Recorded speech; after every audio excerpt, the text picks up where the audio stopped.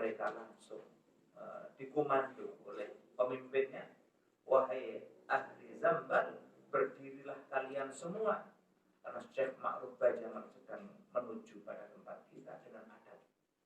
Bayangkan, wali-wali besar untuk mengagungkan Syekh Ma'ruf Bajamal gara-gara apa? Gara-gara beliau masuk Zambal dengan adat.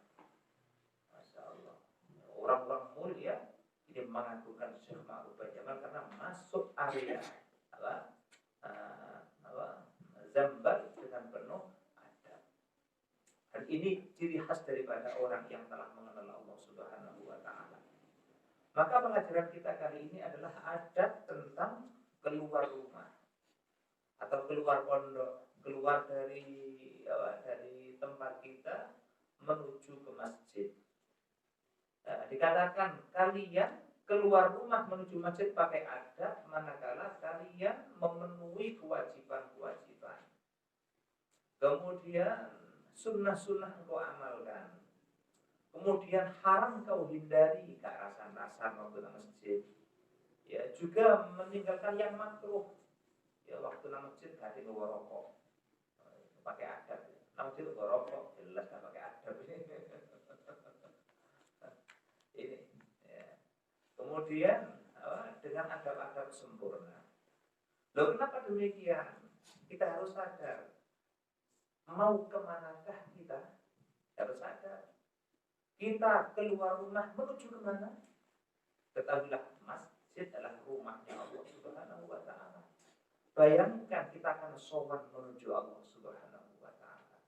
Manakala seorang hamba menuju masjid, bayangkan kita mau sowan menuju Allah.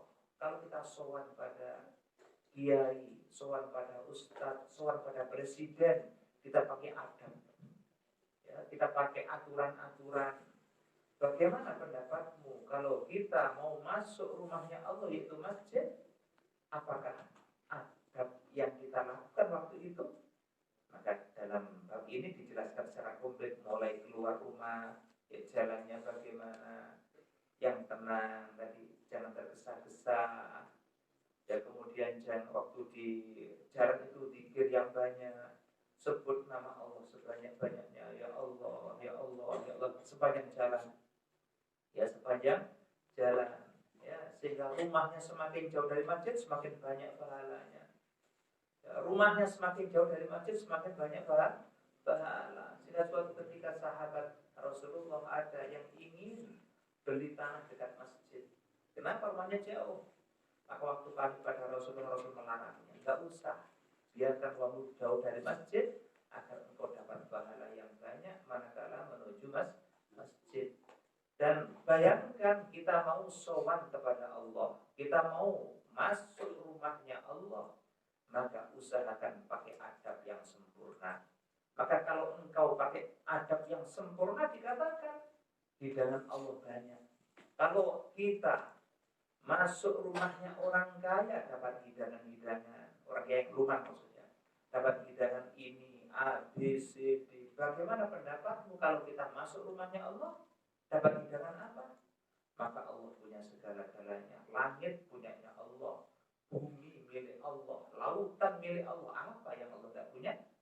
Maka dikatakan orang yang keluar rumah menuju masjid dengan mengagungkan, akan sowan kepada Allah, masuk rumahnya Allah dengan adab, maka dikatakan waktu pulang dari masjid akan mendapatkan segala cita-cita yang diharapkannya. Para orang mengatakan, ketahuilah hidangan Allah yang paling kecil bagi orang yang seperti ini, dan diampuni semua dosa-dosanya oleh Allah Subhanahu wa Ta'ala.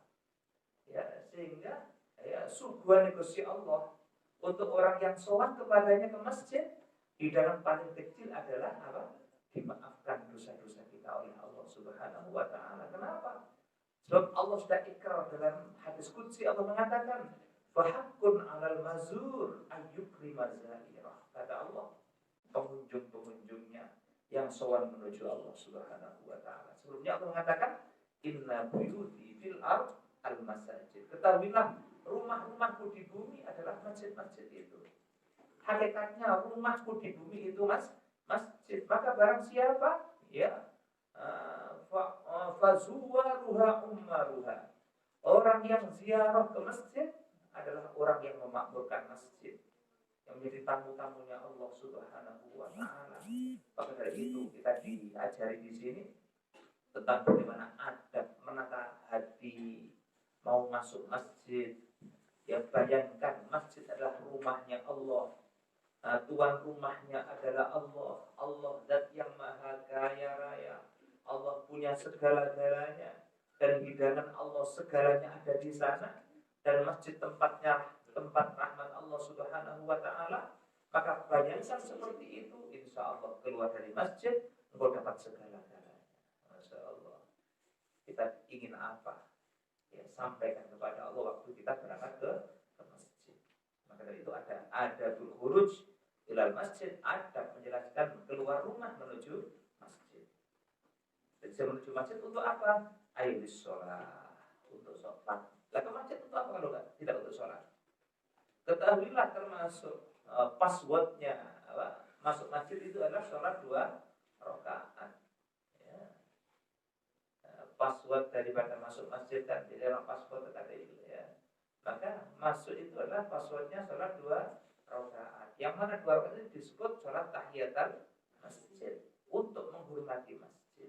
Entah itu sholat duha atau sholat witir atau sholat qobliyah ba'diyah, maka minimal engkau sholat 2 rakaat waktu masuk ke masjid. Untuk sholat kita keluar rumah ke masjid untuk apa? Untuk sholat jamaah contoh. Dikatakan aulillah talabi ilmin, atau semisal mencari ilmu menuju masjid, tujuannya apa? Hadir majelis ilmu di masjid. Ya, nanti adab ini berlaku bagi Anda yang menuju masjid untuk sholat berjamaah, atau menuju masjid untuk hadir majelis ilmu, atau menuju masjid untuk apa? Untuk zikir membaca Al-Quran. Nanti adabnya seperti ini. Nah, sedangkan ya, kalau kita menuju masjid tujuannya ada turu ya, bukan adab ini nanti. Karena kita istirahat nopo guru, jangan diganggu sampai anakku, bedo. Ini adalah orang yang menuju masjid untuk apa?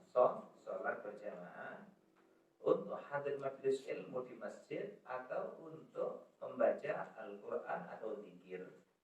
Ya, maka dulu dikatakan zaman Rasulullah SAW, masjid di samping tempat sholat juga tempat zikir, ya. Tempat baca Al-Quran, tempat zikir, juga tempat hadir majelis ilmu. Zaman Muhammad, masjid itu tempat majelis ilmu. Ya. Di antara mereka ada yang zikir di masjid sekeras-kerasnya waktu itu. Ada seorang sahabat itu, ya, waktu di masjid itu zikir sekeras-kerasnya, Allah, Allah, Allah, keras di masjid. Sampai ada orang yang protes, ya Rasulullah, itu ria itu, ya Rasulullah, dia ria, sudah zikir banter. Apa kata Rasul? Bukan ria, dia semangat menyebut-nyebut nama Allah Subhanahu wa ta'ala. Maka dikatakan sahabat tersebut kemudian dikenal dengan sahabat Dzulbijadain. Ya, sahabat yang meninggalkan segala-gala yang disenangi di Makkah, hijrah ke Madinah demi untuk Nabi Muhammad sallallahu alaihi wasallam. Ya, sahabat Dzulbijadain. Ya, bahkan dikatakan sahabat Dzulbijadain ini termasuk suatu ketika ya wafat di Madinah waktu perjalanan. Ya, waktu wafat, maka saking cintanya Nabi Muhammad dengan Dzulbijadain karena perjuangannya yang yaitu mengikuti Rasulullah dengan segala resiko waktu wafat, termasuk yang memakamkan Nabi Muhammad sallallahu alaihi wasallam, yang membawa jasadnya itu ke kubur itu Rasulullah sallallahu alaihi wasallam.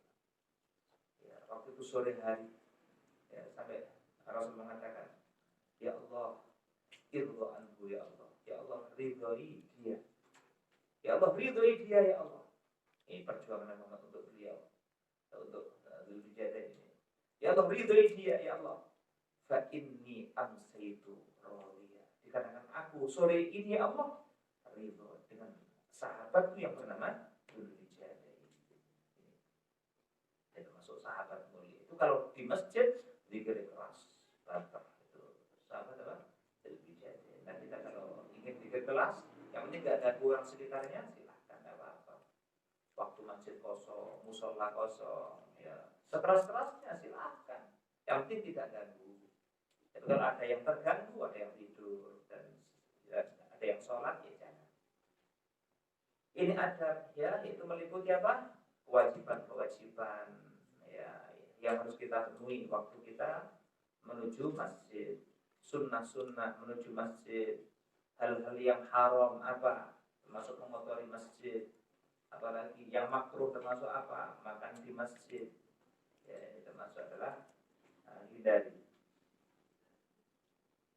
Maka ya bayangkan Anda mau sowan menuju rumahnya Allah, itu masjid, tempat rahmat Allah, tempat anugerah Allah.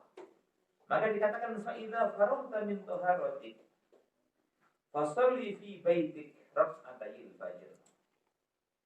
Ini bahas bangun tidur ya, setelah bangun tidur ke kamar mandi, ke kamar kecil, wudu dan seterusnya. Sholat tasbih, sholat hajat, sholat tahajud, ya selesai itu.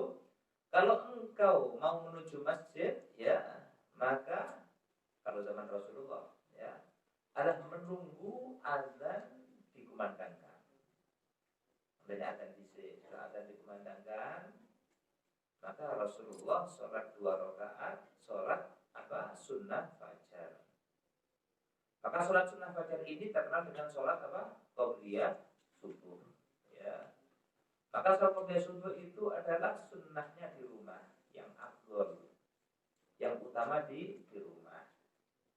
Sehingga waktu kalian keluar rumah menuju masjid sudah sholat qabliyah subuh, sambil di jalan membaca azkar, ya zikir-zikir selesai, atau azkarul fajr, ya, atau zikir-zikir waktu fajar, termasuk baca apa? Subhanallah bihamdi subhanallah astagfirullah ya hayyu ya qayyum la ilaha illa anta 40 kali, ya. Amin ya saluka rahmatan min indik tahdi biha qalbi, ya kita baca ini zikir-zikir, ya zikir-zikir. Maka ya dikatakan selesai engkau sholat di rumah, kemudian Anda keluar menuju masjid dengan adab, ya dengan adab. Setelah engkau bersuci, sholat sunnah fajar, qabliyah subuh, engkau baca azkar, zikir-zikir setelah sholat sunnah fajar. Ya, setelah sholat sunnah fajar, itu adabnya. Artinya apa? Sebelum menuju rumahnya Allah, kita sudah connect dulu kepada Allah, sholat 2 rakaat. Ya, mau menuju rumahnya Allah, yaitu masjid.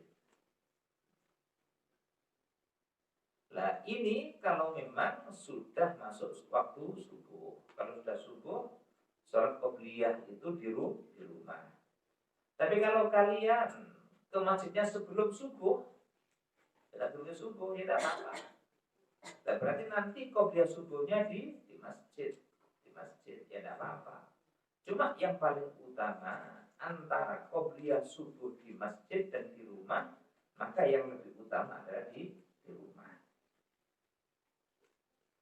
Lah, waktu engkau baca sholat sunnah qabliyah subuh, maka baca yaitu rakaat pertama suratul kafirun, rakaat yang kedua al-ikhlas. Ya, itu pilihan pertama. Pilihan pertama qabliyah subuh itu rakaat pertama baca apa? Kuliah. Rakaat kedua baca kulhu. Ini enak. Ini termasuk surat yang familiar, ya. Surat yang diidolakan oleh banyak orang, enak pendek, ya. Atau rakaat pertama adalah baca surat Alam Nashrah, yang kedua Alam Taro, ya. Yang kedua Alam Taro, seperti yang dijazakan pada kita semua, termasuk dalam Khulasul itu seperti itu dari kalangan habaib. Nah, biasanya rakaat pertama adalah surat Alam Nashrah, kemudian rakaat kedua adalah Alam Taro.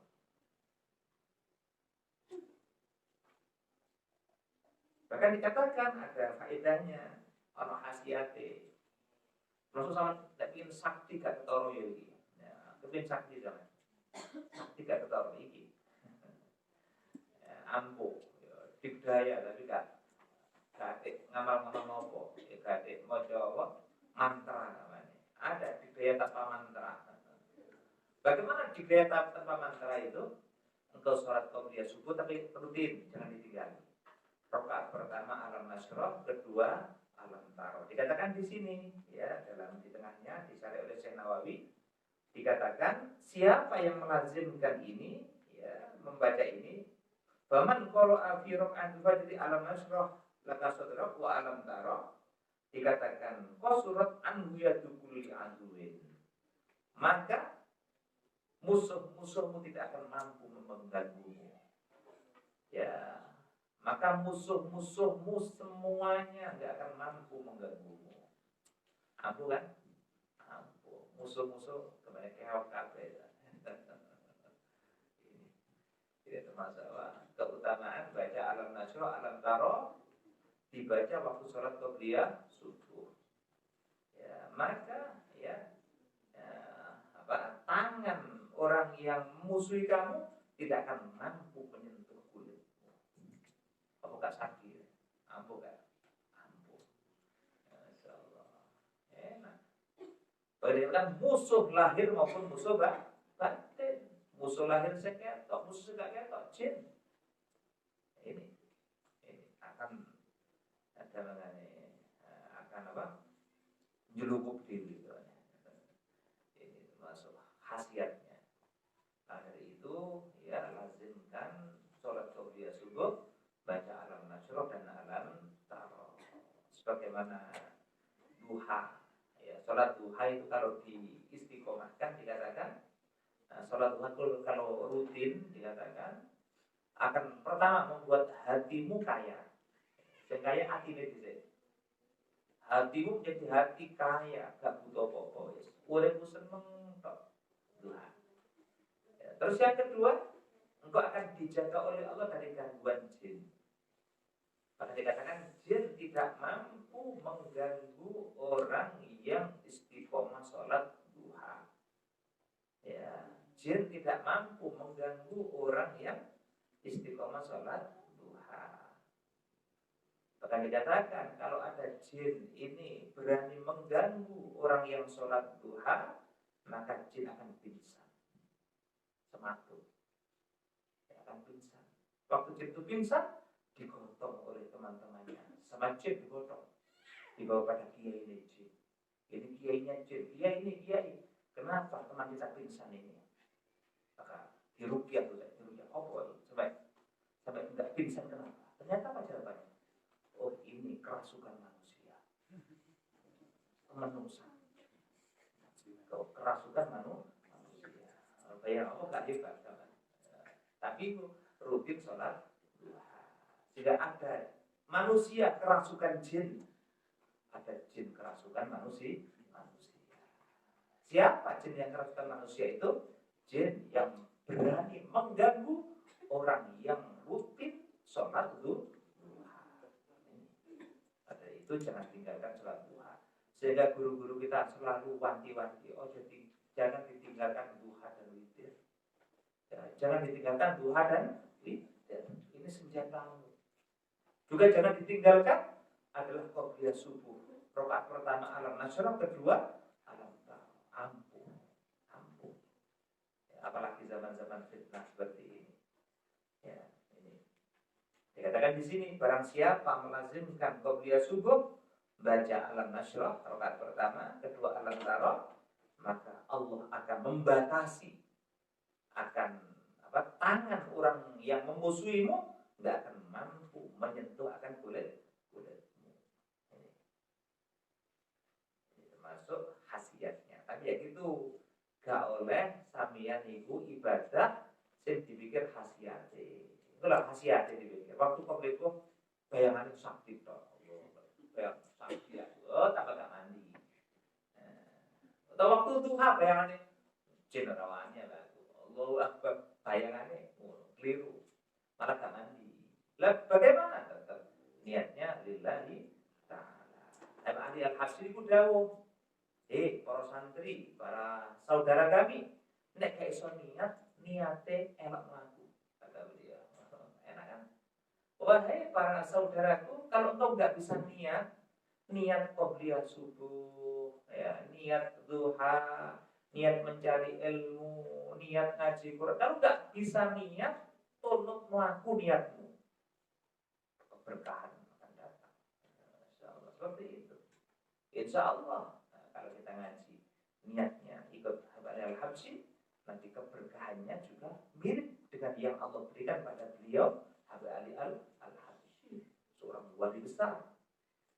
Ya, maka seperti itu niat disambut pada mereka orang-orang soleh. Dan beliau itu ikrar sudah mengizinkan kepada siapapun yang tidak bisa niat disuruh dompleng niatnya Habib Ali al-Habsyi, Allah saya mencari ilmu ya Allah, atau ngajar, niatnya dompleng niatnya Habib Ali al-Habsyi. Insya Allah sebagaimana beliau sampai kepada Allah, kita juga akan sampai kepada Allah Subhanahu wa ta'ala. Ini asrornya, rahasianya, yang seperti itu. Ya, maka itu saya ulangi lagi. Nah, kalau engkau sudah ngerti khasiat-khasiatnya, jangan sampai waktu ibadah terbayang khasiatnya. Mau coba kan khasiatnya kan jelas kan, cek lancarnya segini macam-macam. Lah waktu mau coba sedikit duit malah gak mandi. Waktu kita bayangannya mari nyarutan. Bayangannya mari duit lancar, malah gak lancar. Barang siapa membaca waqiah tujuannya agar dia dapat kekayaan, maka dia malah miskin. Karena itu ya kita niatkan ya yang baik. Kalau nggak bisa niat, ya ikat dengan niatnya seorang wali Allah yang bernama Ali bin Muhammad bin Husain al-Habsyi. Seperti itu. Kemudian ya,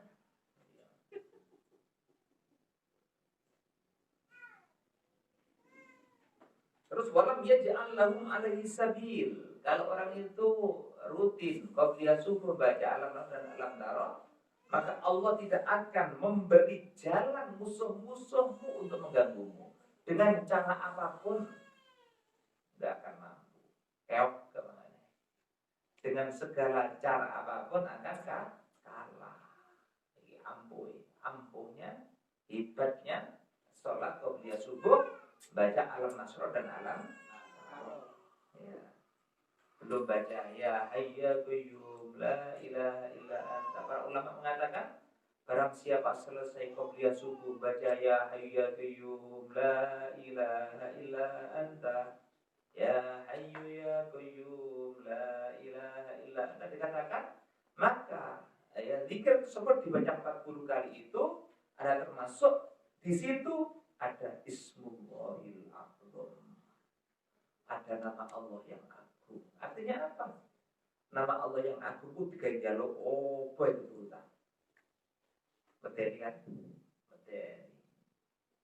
Ya, wong nek gak bisa baca gak bisa megang Ismul A'zam itu bahaya. Aku takut nang sampeyan.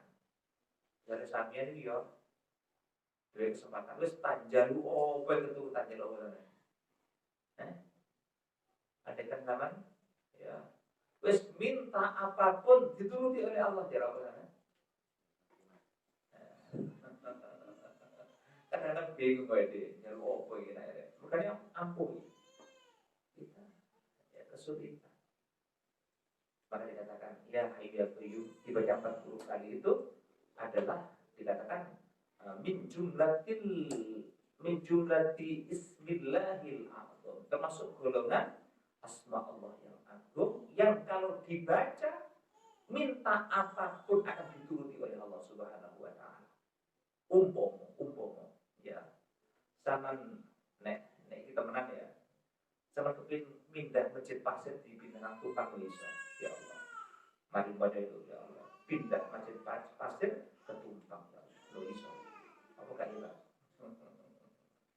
Dan ini dulu yang dipraktekkan oleh Asif bin Barkhiyah, ya, itu prajurit Nabi Sulaiman waktu Ifrit mengatakan, ya, Rasul mengatakan, ayo siapa yang bisa mengangkat singgasana Balqis ke sini?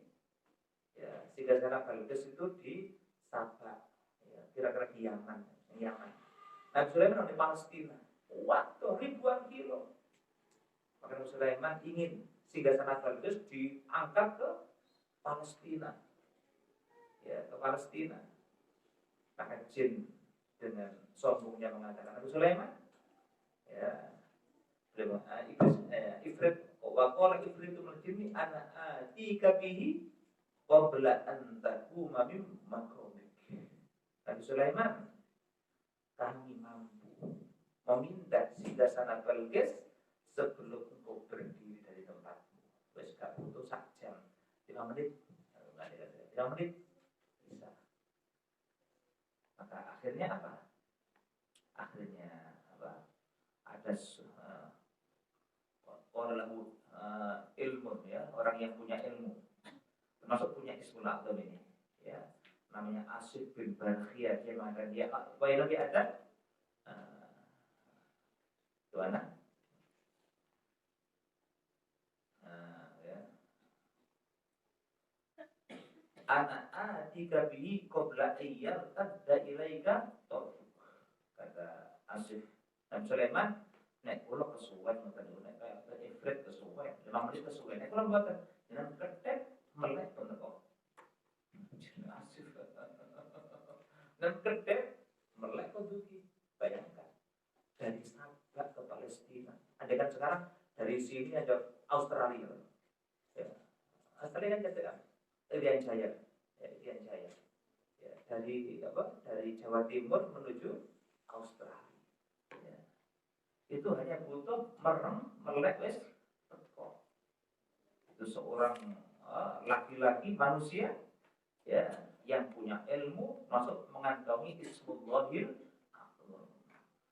Ya, itu ya langsung, ya, dalam waktu sedetik saja sudah datang singgasana Balqis ke Palestina. Itu termasuk Islam atau itu nek gendong ampuh.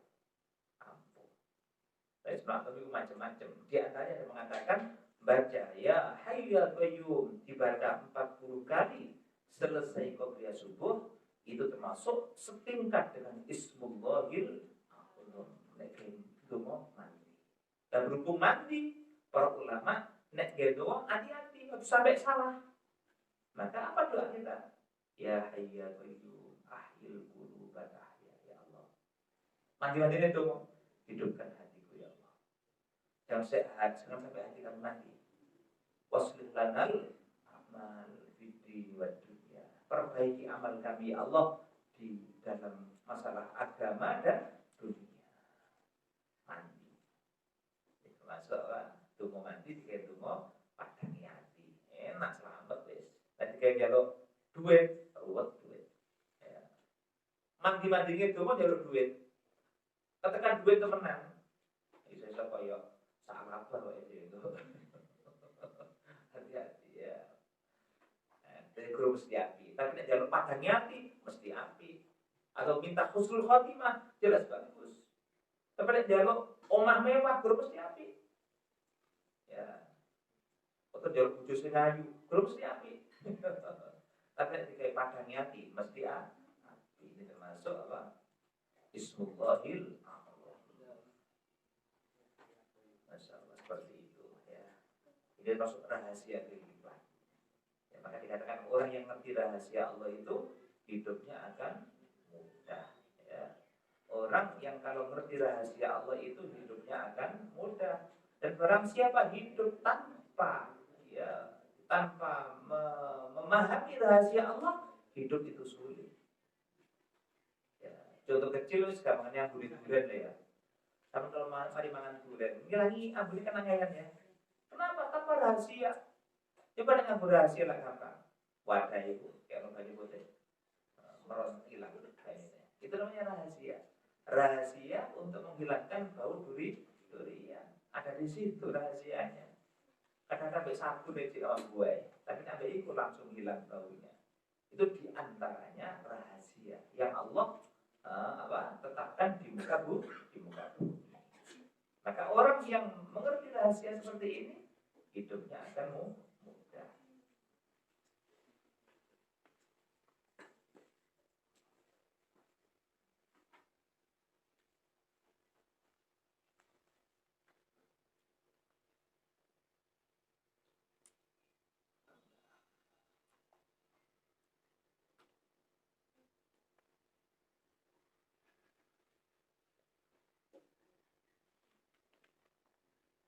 Kemudian diteruskan, kadzalika kana yaf'alu Rasulullah sallallahu alaihi wasallam. Begitulah dulu yang dikerjakan Nabi Muhammad. Masya Allah. Artinya apa? Nabi Muhammad dulu kalau sholat qobliyah subuh itu di rumah, ya di rumah. Kemudian menuju masjid. Ya. Kadang-kadang dan setelah qobliyah subuh itu dengan tidur mirip. Ibarat itu kan sini ya di Nenglor. Dengan zikir merenungkan tafakur sambil berzikir kepada Allah Subhanahu wa taala. Termasuk baca doa itu, Allah bihaqil hasan wa akhi dan ila akhir.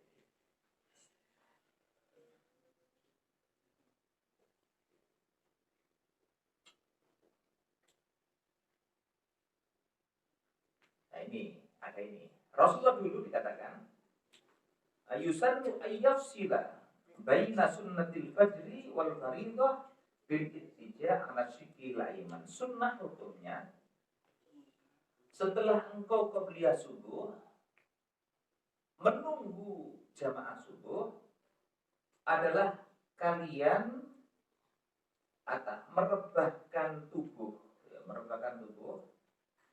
tidur miring pada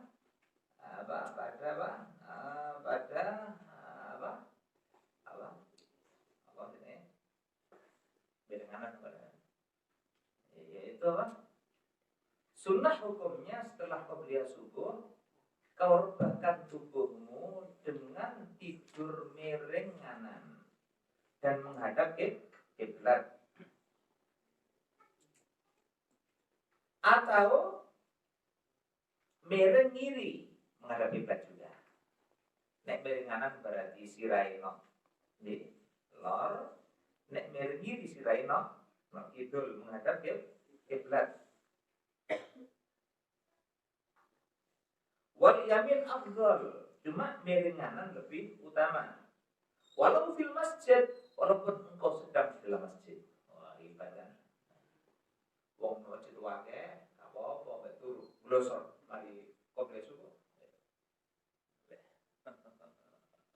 Itu hukumnya adalah sunnah.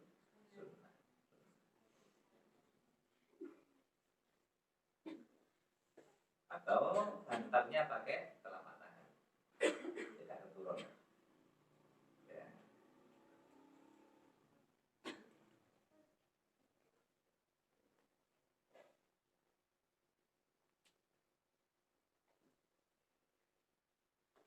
Dikatakan walaupun proses ini membuat subuhmu agak kesiangan. Misalnya jam setengah 4 atau jam 4 kurang 4 sama koma, gara-gara sama cik dikir, ijik miringanan yang di masjid sampai subuh itu sampai jam 4 sampai 10 kali koma, tidak apa-apa, diutamakan ya. Karena kalau luwana seperti apa nasihat daripada Syekh Al-Wana'i. Lah apa tujuannya? Dikatakan wa hikmatu dzalika tadzakkuru dhaj'atil qabri ya awalan nahar. Tujuannya ya, hal seperti itu tujuannya adalah kalian membayangkan dibaringkan dalam kubur di awal siang, di awal hari. Tujuannya apa? Selesai qobliyah subuh tersebut, kalian membayangkan ya kalian dibaringkan di dalam kubur. Ya, sehingga kok waktu siang datang sama gak neko-neko, hati goro gak wani. kate korupsi gak wani, kate ngapusi gak wani, kate ganggu koncone gak wani. Kenapa? Tadi waktu setelah kopiah subuh tadi membayangkan dibaringkan di alam barzakh. Ya. Sehingga zikrul maut, ya, ingat akan kematian.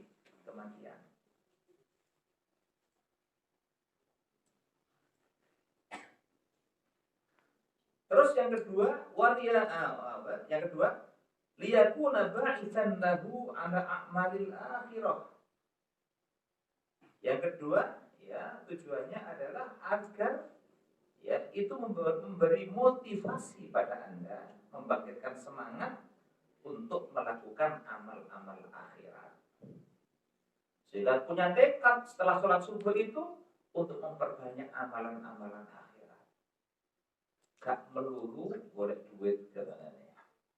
Ya golek duit, tapi gak lupa jamaah, gak lupa istiqomah baca Al-Quran, gak lupa baca rotib, gak lupa baca istighfar. Tujuannya itu membangkitkan untuk memperbanyak amalan-amalan akhirat.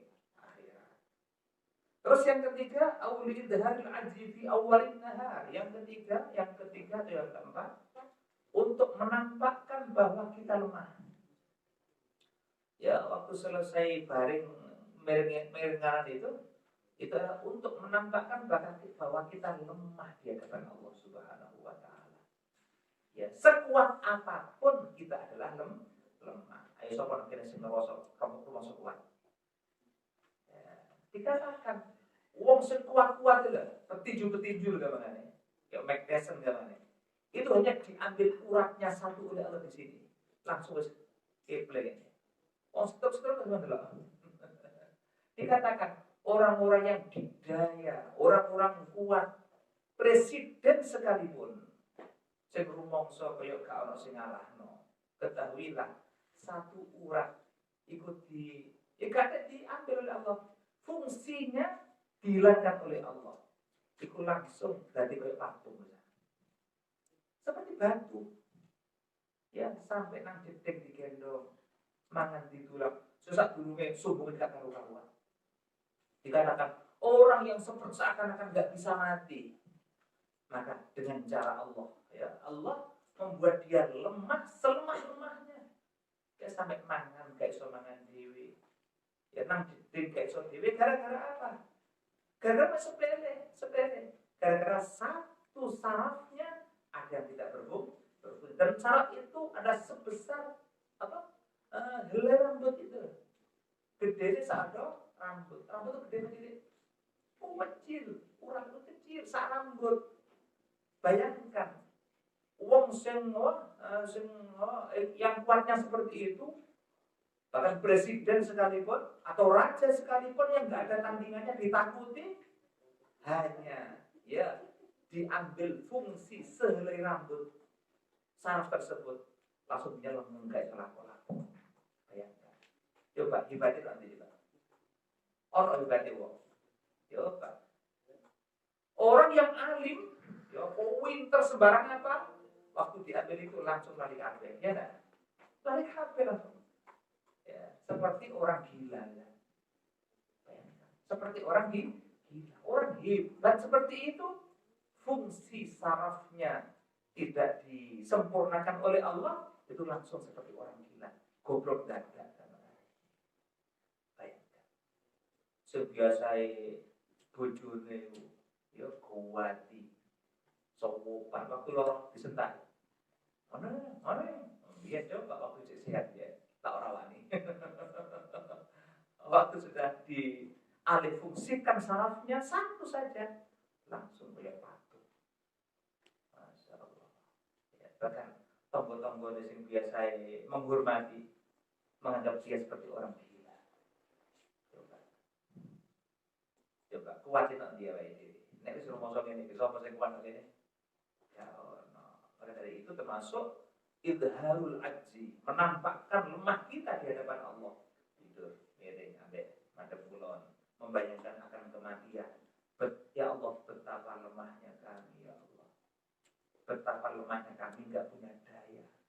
La haula wala quwata illa billahil aliyil azim. Langsung ngukur kabeh.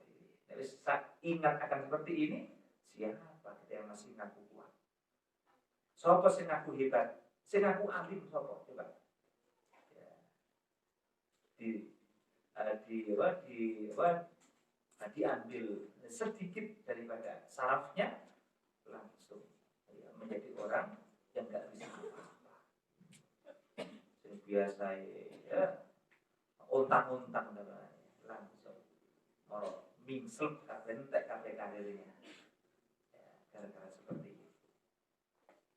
Sehingga kalau dia orang soleh tetap dimuliakan. Kenapa dia soleh, orang soleh, jasanya besar. Walaupun seperti itu tetap dimuliakan. Kenapa dia orang soleh? Nggak soleh ya kok. Biar senengan nyolong barang, senengan ganggu wong. Pak menunggu kalau kawin ya, kalau ganggu ini. Siapa sebelum mati?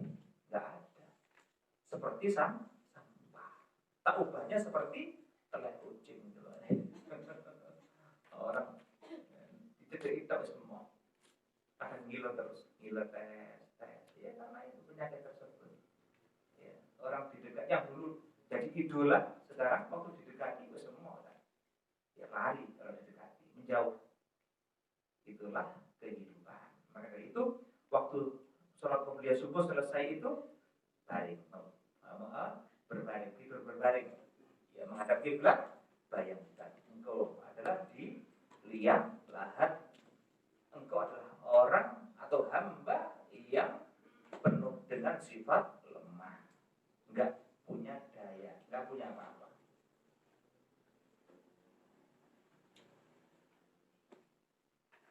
Itulah kehidupan. Ya, nek mikir ngene iki awake dhewe iso apa wae dhewe. Ya. Masya Allah, kehidupan. Sehingga suatu ketika Habib Abu Bakar Siddiq bin Muhammad bin Umar, waktu beliau itu sakit keras menjelang wafat, umur 91 tahun waktu itu beliau kadang-kadang menangis, kadang sakit, menangis sakit. Ya, maka beliau mengatakan, loh, aku menangis, ya, aku kesakitan, bukan aku ini ngersolo, tidak. Aku ridho, aku senang, jadi senang. Ini tangisan bahagia. Aku kesakitan, nangis, kadang-kadang nangis. Mak ini bukan ngersolo. Ya kayak tadi setelah qobliyah subuh. Saya seperti ini menampakkan bahwa saya hamba yang lemah di hadapan Allah Subhanahu wa taala. Ya. Saya menampakkan pada kalian semua bahwa saya ini hamba yang lemah di hadapan Allah. Tak punya apa-apa. Seperti itu. Maka wali Allah akan nangis bareng. Tapi nangisnya bukan tersono, tidak. Menampakkan sifat lemah. Idharul ajzi bahasa Arab, menampakkan sifat lemah. Dan beliau berpesan waktu itu, kalau beliau wafat minta agar diarak terbang. Ya, termasuk konsen seter diarak terbang itu beliau. Habib Abu Bakar bin Muhammad bin Umar Segaf itu termasuk diarak terbang waktu pemakaman jenazah. Ya, kesimpulannya itu. Selesai qobliyah subuh, berbaring tadi, termasuk apa tujuannya? Tujuannya adalah kita menampakkan lemah kita di hadapan Allah. Sehingga waktu pagi datang, kalian gak kemenyek. Kadang-kadang kita kan, itu isu-isu ada orang koyok-koyok gak mati. Ya seperti itu, kita tampakkan lemah kita ya di hadapan Allah Subhanahu wa taala. Ya. Sehingga waktu pagi sudah tawadhu. Ya, sudah tawadhu, enggak merasa punya apa-apa. Yang punya ilmu enggak membanggakan ilmunya. Yang punya harta enggak membanggakan hartanya. Yang punya tampang cantik dan ganteng enggak membanggakan itu. Ya, ya, yang punya apa, keahlian apa, gak membanggakan, semua dinisbatkan kepada Allah. Ya Allah, semua ini milikmu ya Allah, aku gak punya apa-apa. Coba kita termasuk torekoh jalan menuju Allah Subhanahu wa Ta'ala.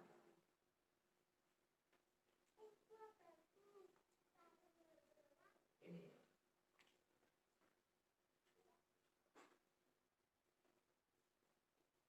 Terus wayakulu fi hal tijai, kemudian waktu engkau berbaring tersebut, apa yang dibaca? Ini yang dibaca. Allahumma rabba Jibril wa Mikail wa Israfil wa Izrail wa rabba Muhammadin sallallahu alaihi wasallam ajirni minan nar, ajirni minan nar, ajirni minan nar. Waktu berbaring itu ini dibaca.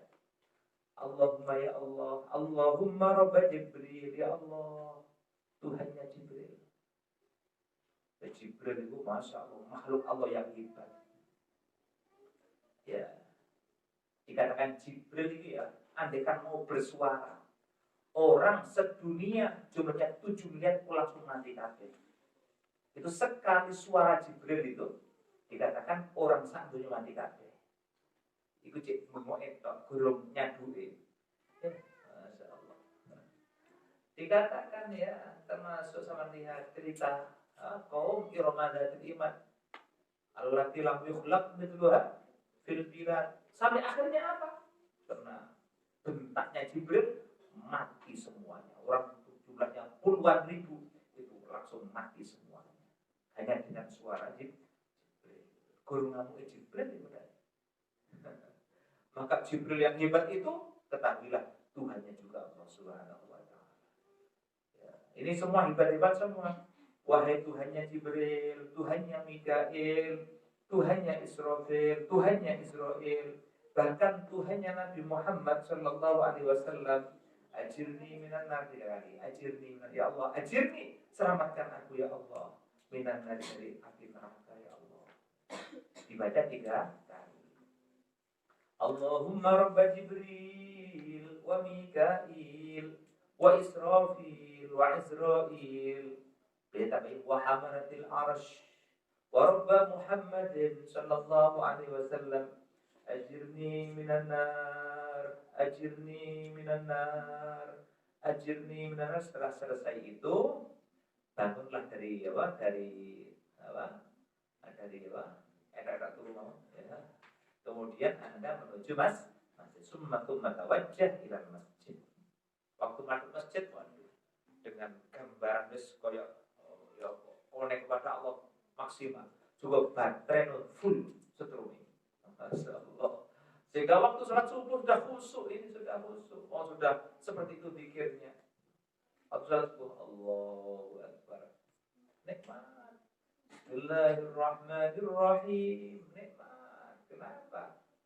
Sudah ada pemanasan di rumah. Ini jadi pemanasan. Ya, ada orang bal-balan sudah pemanasan. Waktu mainnya itu langsung melayu banter. Kenapa? Ada pemanasan sebelumnya.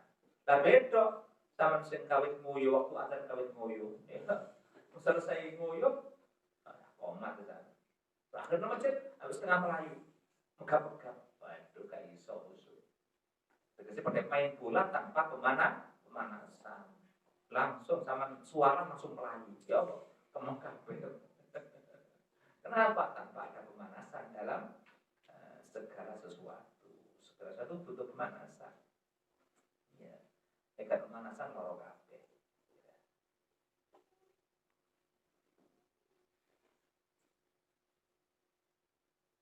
Masya Allah, seperti itu ya.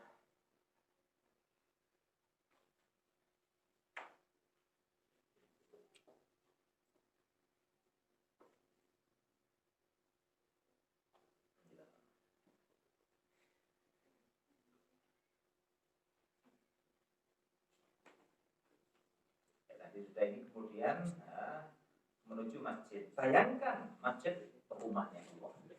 Kita mau sowan kepada Allah Subhanahu wa Ta'ala. Terus wala tada as-sholata fil jamaah, kemudian jangan sampai kalian tidak berjamaah, khususnya subuh. Jamaah yang paling utama itu jamaah subuh. Dikatakan siapapun dari umat Muhammad kok jogo jamaah subuh sing jogo mesti uripe gampang kan. Iku standar wong urip enak itu subuh jamaah ndak. Masjid itu sih, jamaah dhewe. Masjid. Standarnya orang hidup ya. Kalau subuh itu berjamaah wadah ya, maka kehidupan itu akan padat, gampang. Jika Mbak Abdul Hamid Pasuruan itu nek wanti-wanti nang santri-santri itu jamaahnya ojo sampai ninggalno jamaah subuh. Kenapa? Itu nasib kehidupan.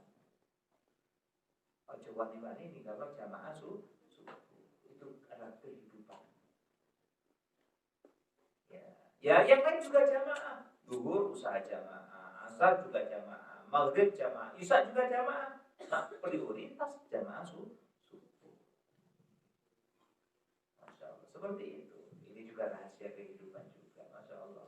Apa yang ngaji ini yang paling pengalaman enak ya. Ini Imam Ghazali pengalaman. Orang yang sudah membuktikan semuanya. Ya, kita itu kalau diberi pencerahan orang yang berpengalaman itu enak. Ada orang nggak bisa kerja, diberi pengarahan orang yang ahli kerja enak nggak? Wah enak, gampang, cepat. Terus gak ada duluan. Kita juga sama. Kita menuju Allah Subhanahu Wa Taala. Ya, kita menghadapi resiko bermacam-macam kesulitan hidup di dunia akhirat. Maka kita diberi pencerahan oleh orang yang berpengalaman masalah ini. Itu Imam Abu Hamid Muhammad bin Ahmad Al-Ghazali. Wah enak. Termasuk itu. Ketahuilah ya, jamaah subuh ini rahasianya sangat luar biasa. Jangan sampai kau tinggalkan jamaah sholat subuh. Kenapa? Itu adalah hakikat kehidupan. Ini adalah sholat subuh berjamaah.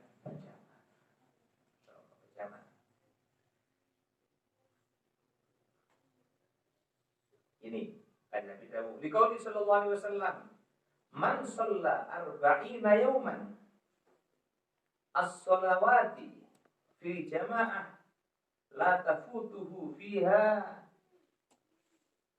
takbiratul ihram kataballahu lahu bara'atan minan nifaq wa bara'atan minan nar." Barang siapa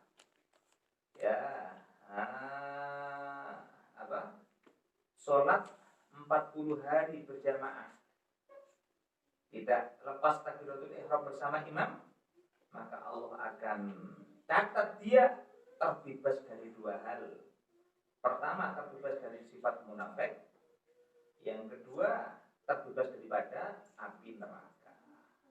La siyama subha, apalagi sholat subuh. Kenapa? Fa innal jama'ata fiha afdalu minal jama'ah fil isya. Dikatakan jamaah waktu sholat subuh lebih utama daripada jamaah waktu sholat isya. Wal jama'ah fi hadhihi afdal minha fi sa'ir sholawat. Ya, dan jamaah pada sholat isya ini lebih utama daripada jamaah selainnya. Maka urutannya subuh, isya baru yang lain. Itu jamaah. Maka dari itu jangan sampai kau tinggalkan jamaah subuh dan isya. Dikatakan orang yang sholat subuhnya jamaah, orang yang isyanya jamaah dalam tanggungan Allah. Kalau dia mati, langsung sing nampani Gusti Allah Subhanahu Wa Taala. Apa itu kaitan? Masya Allah. Orang yang subuhnya berjamaah dalam tanggungan Allah. Orang yang isyanya berjamaah dalam tanggungan Allah. Andaikan dia mati, langsung sing nampani Allah Subhanahu Wa Taala. Dalam perisai Allah, dalam bentengnya Allah yang kokoh. Barang siapa sholat subuh isya jamaah, dia dalam bentengnya Allah yang gak bisa ditembus oleh siapapun. Jika dulu ada raja yang kecil dulu zaman tabiin, saking kejamnya sampai banyak sahabat dibunuh. Termasuk diantaranya sahabat Abdullah bin Zubair, keponakan Siti Aisyah, dipenggal kepalanya. Apakah hebat? Termasuk Abdullah bin Umar, putra Umar bin Khattab, dibunuh waktu tawaf. Ya, kejamilan karuan. Bahkan dikatakan membunuh lebih daripada 60.000 wali Allah Subhanahu wa Ta'ala. Apakah hebat? Dan ini ulama, anak ulama, wong alim. Aku jadi presiden, senang matanya wong. Berdarah dingin, namanya Hajjaj bin Yusuf. Namanya siapa? Hajjaj bin Yusuf. Sampai namanya nek belajar mantek ono. Ya, ono kisah ini. Wa min khilafil muqtada sarfu murad. Lilutkin liwairi ma'arad. Akhirnya kakisatil Hajjaji wal Mubarak. Ya. Apa? Hajjaj ini pembunuh darah dingin, masya Allah. Ya, tapi ulama, alim, pokoknya wali luar biasa, alim tapi fasik. Masya Allah, banyak orang yang melaknat Hajjaj. Ya, sebab kejamil. Wong gak cocok, penggal, gak cocok, penggal. Itu Hajjaj. Ya, sampai yang dibunuh lebih daripada 60.000 wali Allah. Berhubung ini wong alim, ulama, nek kacamata dia wong didelok. Delok subuh jamaah ndak. Jamaah, oh coba saya kawannya gitu. Nek subuh gak jamaah, potong leher. Ambil Isa yang ngono, delok Isa jamaah ndak. Maka ada sebagian apa? Mata-mata. Isa salat dhewe kok jamaah. Nek waktu salat dhewe iki belek, malam ini belek wong. Supaya kayak itu diteliti. Jamaah enggak cukup. Jamaah aja. Ini Hajjaj bin Yusuf. Kenapa? Karena dia yakin dawuh Kanjeng Nabi. Barang siapa berjamaah sholat subuh, dia dalam tanggungan Allah. Dan barang siapa jamaah isya, dia juga dalam tanggungan Allah. Jadi tidak berani mengganggu orang yang jamaah subuh dan isya. Ampuh itu ya. Berarti apa yang ngaji sekitar orang bahasa ampuh-ampuh tok itu ya. Bahasa ampuh-ampuh tok. Sampai karena tiga kucing kan ampuh ya. Masya Allah, bisa pindah ke sana, balkis tadi ampuh-ampuh tok ya. Masya Allah seperti itu. Ini rahasia Allah Subhanahu wa Ta'ala.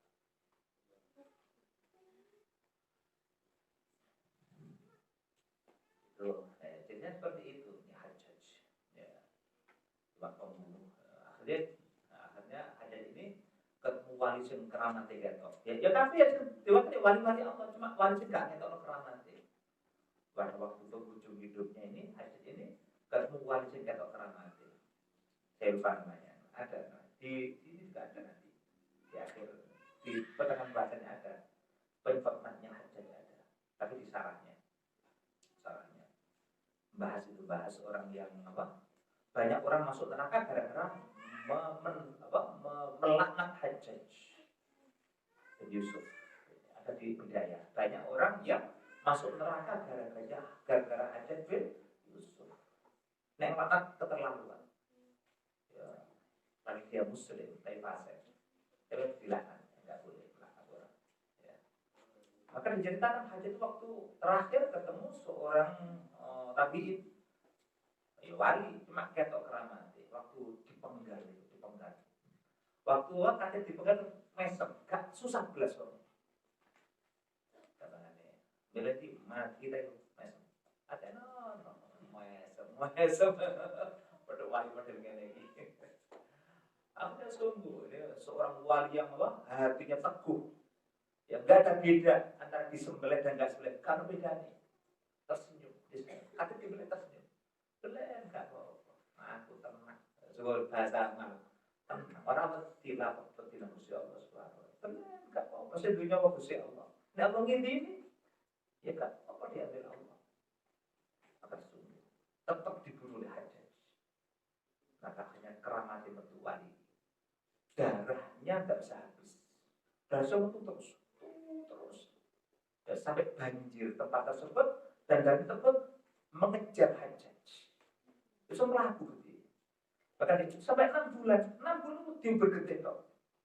Bahkan Hajjaj itu sampai waktu tidur nanggalin kamar di mana digede. Di nyumpel berdarah. Jadi Hajjaj wong apa bulan. Saya suruh lupa. Wong apa ketika mandek-mandek itu. Sampai akhirnya beliau nggak sempat istirahat. Sampai akhirnya ya kambuh dan mati. Bahkan kalau nggak salah waktu wafatnya itu, waktu matinya itu ada wafat mati. Waktu mati itu, waktu dipendem tanah nggak mau menerima jasanya Hajjaj bin Yusuf. Waktu ditanam metu maneh, ditanam metu maneh. Itu masuk pembunuh berdarah di Hajjaj bin Yusuf. Tapi kita nggak usah melaknat. Tapi kayak pelajaran. Oh jadi Hajjaj.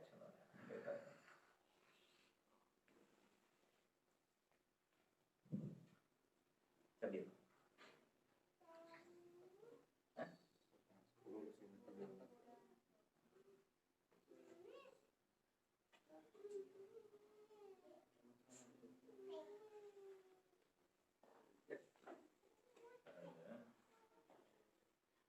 Khususnya sholat subuh ya. Maka sholat jamaah itu lebih utama daripada sholat sendiri, selisih 27 derajat. Fa in kunta tatasahalu fi mithli hadha ribhi fa ayyu fa'idatin laka fi talabil ilm.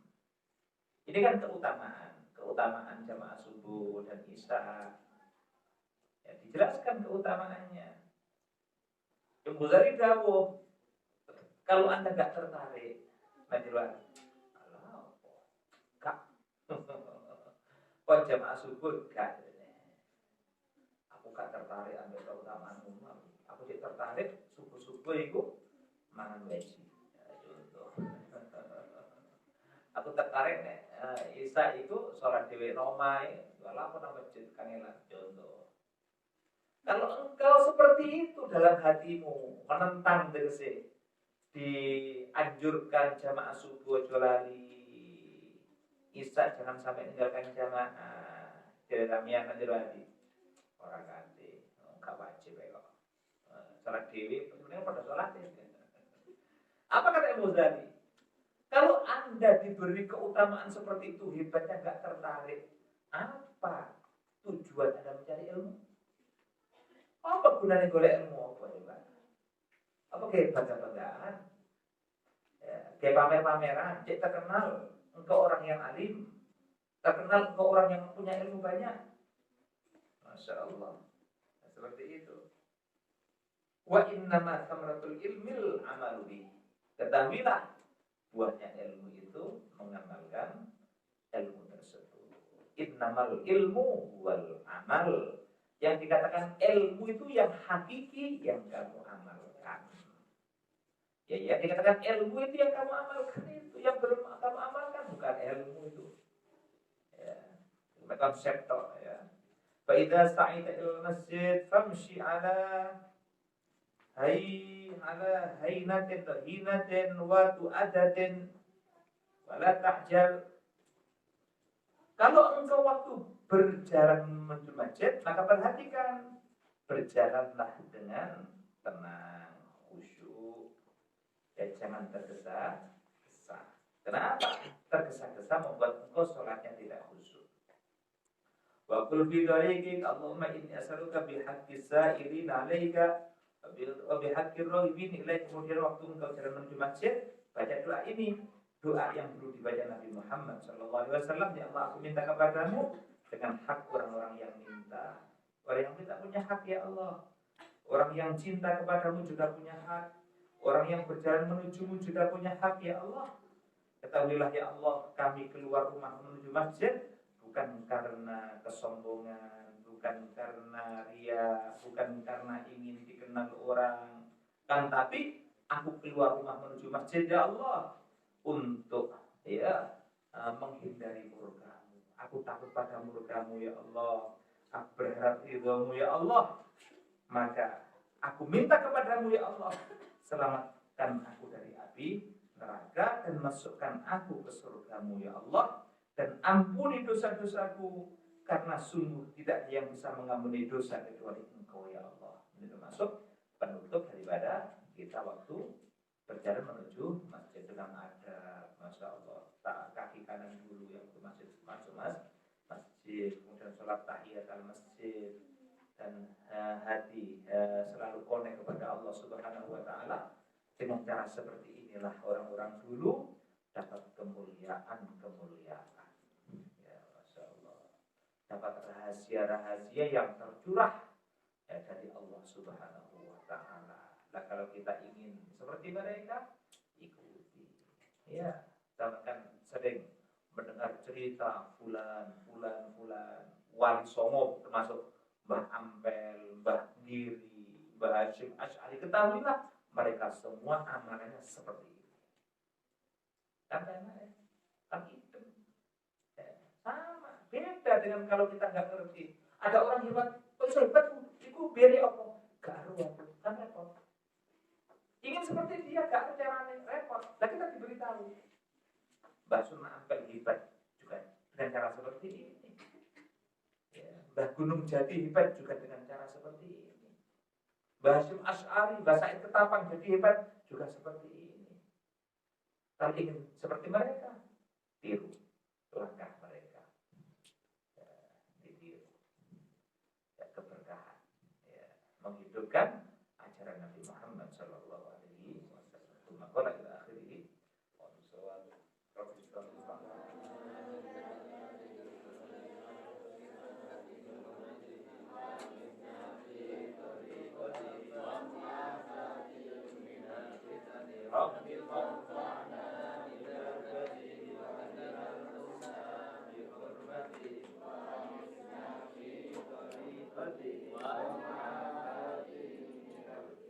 Subhanakallahumma wa bihamdika, la ilaha illa anta, astaghfiruka wa atubu ilaik. Assalamualaikum warahmatullahi wabarakatuh.